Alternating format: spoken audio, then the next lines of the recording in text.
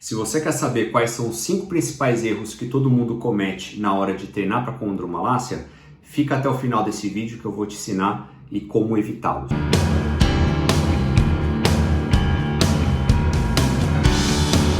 Olá a todos, sejam muito bem-vindos ao nosso canal De Olho no Joelho, o primeiro programa do Meu Joelho Novo que vai te auxiliar a melhorar das suas dores no joelho. Eu sou o Danilo Shiraiva, personal e nutricionista, vou te ajudar a melhorar das condições da condromalácia, da síndrome de banda tibial e muitas outras patologias do joelho. Primeiro erro que muita gente comete para treinar para condromalácia, que é treinar na fase aguda de inflamação. Se você está com algum sintoma de inflamação, edema, inchaço, vermelhidão e aumento na temperatura no local, isso são indicadores que você está no processo agudo. Isso indica que você tem uma migração de células pró-inflamatórias naquela região do joelho, e se você treinar, você vai ter uma perda de massa muscular ao invés de ganhar. Ou seja, você está treinando para tentar ganhar e melhorar o seu joelho, mas na verdade você pode até piorar da situação por causa dessas células. Outra questão é que se você está tomando alguma medicação anti-inflamatória, ela vai neutralizar todo o processo de treinamento. Quando a gente treina, a gente tem uma microfissura, são microfissuras na nossa fibra muscular que vão gerar uma inflamaçãozinha, e aí com isso o corpo vai regenerar em cima e vai fazer o processo de hipertrofia, de ganho de massa muscular. Como a gente está tomando esse remédio, a gente está cortando esse efeito.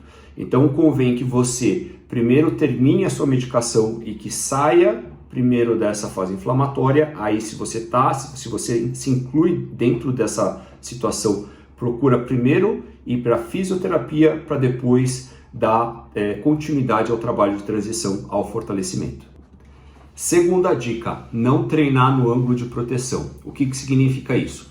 Principalmente para os exercícios de quadríceps, então cadeira extensora, agachamento, leg press, hack machine, esses exercícios, eles precisam que você tenha inicialmente uma restrição na angulação de movimento do joelho. Isso vai fazer com que você consiga ter uma atividade muscular, porém com um estresse articular no joelho menor. O que significa isso? A gente pode classificar esses exercícios em duas categorias. Quais são elas? Os exercícios de cadeia cinética fechada e os exercícios de cadeia cinética aberta. Os de cadeia fechada a gente pode caracterizar quando a gente tem o pé apoiado em algum ponto, de uma forma mais fácil de você entender. Então, o agachamento, o leg press, o afundo, o hack machine, na qual o seu pé está apoiado em alguma plataforma ou no chão, são exercícios de cadeia cinética fechada. Nessa situação, você deve treinar até de 0 a 45 graus de flexão, porque essa é uma angulação que a gente chama de ângulo de segurança. Você consegue ativar e fortalecer a musculatura com um mínimo de estresse articular. Quando você trabalha em exercício de cadeia cinética aberta, como por exemplo a cadeira extensora, você deve começar, normalmente a gente começa com ângulo de 90 graus, você vai com o movimento até 45 graus e volta. Nessa situação, o ângulo de maior tensão em cima da patela é na extensão total. Então, esse ângulo de extensão deve ser o último que você deve evoluir conforme você for melhorando da sua condromalácia. Terceiro erro, não treinar enfatizando fase excêntrica. O que seria a fase excêntrica? Todos os músculos, eles são fibras que deslizam umas sobre as outras. Quando a gente contrai a musculatura, a gente está na fase concêntrica, e quando a gente alonga, a fase excêntrica. Vou pegar aqui, por exemplo, o meu bíceps. Quando eu faço a contração, fase concêntrica, quando ele alonga, fase excêntrica. Por que isso é importante? Na fase excêntrica, a gente tem um estímulo até 3 vezes maior de ganho de força de hipertrofia do que na fase concêntrica. Então você deve fazer mais devagar quando o músculo estiver se alongando. Então, por exemplo, num agachamento, você tem que fazer a descida devagar e aí a subida você pode fazer mais rápido. Isso também é super importante para os exercícios de quadríceps, de panturrilha, porque neles você vai conseguir ganhar capacidade de absorção de impacto. Então, quando a gente tem exercícios como salto, corrida, qualquer exercício que envolva impacto, o nosso corpo, o nosso músculo, quando ele está fortalecido, a gente consegue roubar parte do impacto que iria para os nossos amortecedores, que são joelho e quadril. Então é super importante que você enfatize essa fase excêntrica durante o seu treinamento, porque isso vai te ajudar muito a aumentar esse efeito protetor no seu joelho.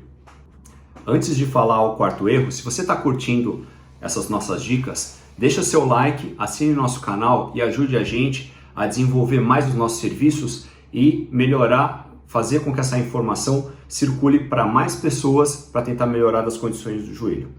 Nosso quarto erro com relação à parte de condromalácia é quando a pessoa ela não presta atenção no alinhamento das articulações. Por que isso é importante?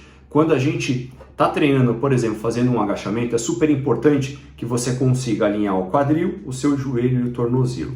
Essa é a melhor forma de você conseguir distribuir o peso do corpo nas articulações. Toda vez que você, por exemplo, desalinha o joelho, e o mais comum para quem tem condromalácia é executar o valgo dinâmico, então o joelho no momento de flexão, ele vai para dentro, ele desloca a patela para fora. Nessa situação, você acaba tendo um atrito da cartilagem da patela, aqui, com a cartilagem do fêmur. Isso vai fazer com que você tenha o atrito da cartilagem e vai gerar o processo de condromalácia, que é o desgaste da cartilagem.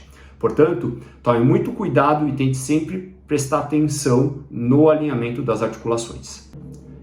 Quinto e último erro, preste atenção nos seus pés. Muita gente que a gente treina tem uma instabilidade de tornozelo ou um pé chato que faz com que seu pé desabe para dentro. Como o pé está conectado no seu joelho, se o pé desabar para dentro, ele vai fazer com que seu joelho vá junto e gere o processo do valgo dinâmico, que é o desgaste da cartilagem. Então, nas academias é muito difícil você ter algum professor ou as pessoas se atentarem com relação à parte do tornozelo e do pé.